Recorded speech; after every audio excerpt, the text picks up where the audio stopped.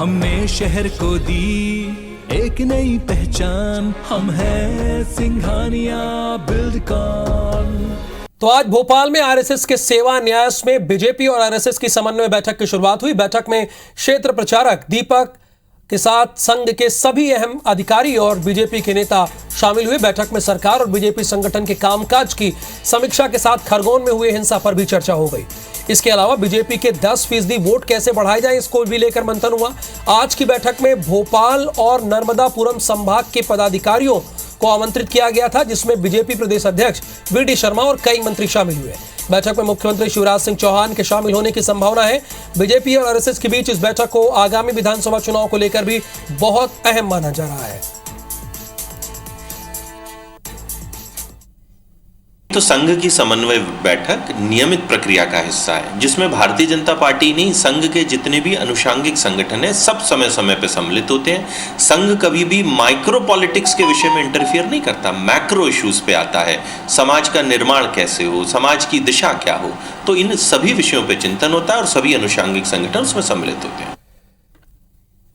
सुधीर दंडोतिया इस वक्त भोपाल से हमारे साथ लाइव जुड़े हुए हैं। उनसे इस बारे में विस्तार से चर्चा करेंगे कि आज बीजेपी और आरएसएस की जो समन्वय बैठक हुई, इस समन्वय बैठक में किन किन बातों का जिक्र हुआ, किस बात पर मंथन हुआ और आगे कैसे कार्य करना है भारतीय जनता पार्टी को, क्या इसकी भी रूपरेखा खींची गई, इससे जानकारी लेंगे पूरी इस संदर्भ में सुधीर से।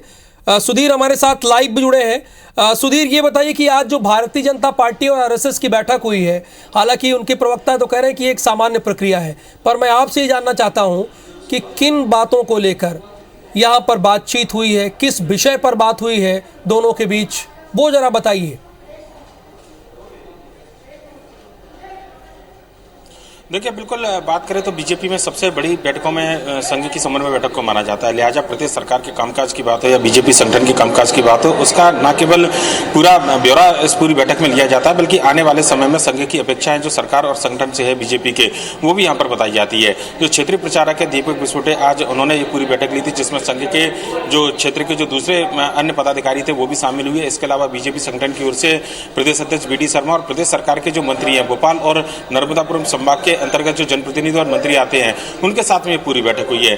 खरगोन हिंसा के बाद में मध्य प्रदेश के अंदर जो स्थितियां बनी है, खासकर अगर बात करें तो जिस तरीके से पत्थरबाजी हुई थी, उसके बाद में प्रदेश के अंदर जो स्थितियां बनी है, उस पर संघ की भी बारीक निगाह थी। लिहाजा संघ क्या अपेक्षा इस पूरे मामले के बाद में रखता है और प्रदेश के अंदर इस स्थिति से निपटने के बाद में एक संदेश अगर जनता के बीच में देना हो, खासकर संघ जिन लोगों के बीच में काम करता है उनको अगर संदेश देना हो, तो इस बारे में भी आज बीजेपी के और जो सरकार के जो पदाधिकारी थे उनसे चर्चा की गई। इसके अलावा संघ के कई अनुषांगिक संगठन है, चाहे विद्या भारती की बात करें, सेवा भारती की बात करें, वनवासी परिषद की बात करें, ये तमाम वो अनुषांगिक संगठन है जो सरकार में रहते हुए सरकार से कई सारी अपेक्षा रखते हैं और अपने कामकाज को आगे बढ़ाते हैं। लिहाजा समय समय पर इनका भी रिव्यू इस तरीके की बैठकों में किया जाता है और ये माना जा रहा है कि आने वाले 3 महीने का जो रोड मैप है वो संघ की समन्वय बैठक में तय किया जाएगा। आज भोपाल और नर्मदापुरम के संभाग के जो मंत्री हैं, बीजेपी के प्रदेश अध्यक्ष वीडी शर्मा, उनके साथ में चर्चा हुई और यह माना जा रहा है कि शाम तक हो सकता है कि मुख्यमंत्री शिवराज सिंह चौहान भी संघ के पदाधिकारियों से इस बैठक में चर्चा करें।